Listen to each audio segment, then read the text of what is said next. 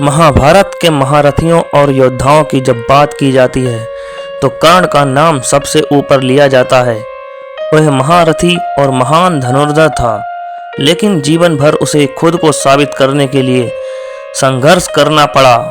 जन्म जाति के साथ साथ उसे योद्धा के तौर पर वह सम्मान नहीं मिला जिसका वह अधिकारी था, लेकिन इसके पीछे कर्ण का पूर्व जन्म भी काफी हद तक जिम्मेदार था।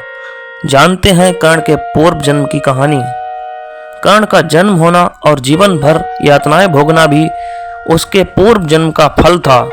दरअसल सतयुग में नर और नारायण ऋषि, जो कि श्री हरि के अंशावतार थे, वे तपस्या कर रहे थे।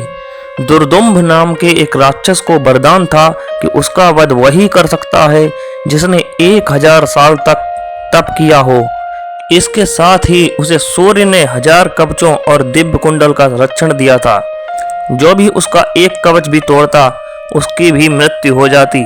इधर दुर्दुम्भ के अत्याचार बढ़ गए तो देवताओं ने श्री हरि से बचाव की प्रार्थना की। उन्होंने सभी को नर नारायण के पास भेज दिया। नर नारायण ने देवताओं को अभय दिया। इधर दुर्दुम्भ को भी पता चला कि नर नारायण 1000 साल से तपस्या कर रहे हैं, तो उसे अपनी पराजय दिखी। उसने इन दोनों ऋषियों के वध के लिए आक्रमण कर दिया। पहले नर ने युद्ध किया, नारायण तपस्या करते रहे। कई दिन तक युद्ध के बाद नर ने राक्षस के कवच को तोड़ दिया और नर की मृत्यु हो गई। इस पर नारायण उठे और तपस्या के फल से नर को जीवित कर दिया। अब नर तपस्या करने लगे और नारायण युद्ध करने लगे। नारायण ने दूसरा कवच तोड़ा तो उनकी भी मृत्यु हो गई, लेकिन उन्हें नर ने तप के फल से जीवित कर दिया। इस तरह लगातार युद्ध चलता रहा। नर नारायण ने एक एक करके युद्ध किया, कवच तोड़ते रहे और एक दूसरे को जीवित करते रहे। इसलिए हुई कर्ण की मृत्यु। जानिए किन गलतियों और श्राप के कारण हुआ छल से वध।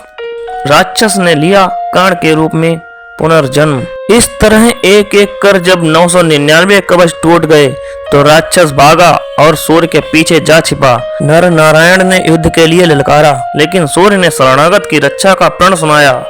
तब नारायण ने कहा कि ठीक है, इसका फल आपको भी भुगतना होगा।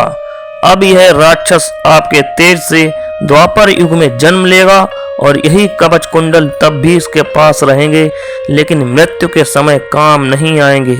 यही राक्षस कर्ण के रूप में पुनर्जन्म लेता है। युद्ध से पहले ही इंद्र उसके कवच और कुंडल मांग लेते हैं। इससे कवच तोड़ने का श्राप भी विफल हो जाता है और कर्ण निहत्था अर्जुन के हाथों मारा जाता है। कृष्ण और अर्जुन ही नर नारायण के अवतार थे। दोस्तों, अगर आपको हमारी ये वीडियो अच्छी लगी हो तो एक लाइक करें और हमारे चैनल को सब्सक्राइब करें। मिलते हैं अगली वीडियो में।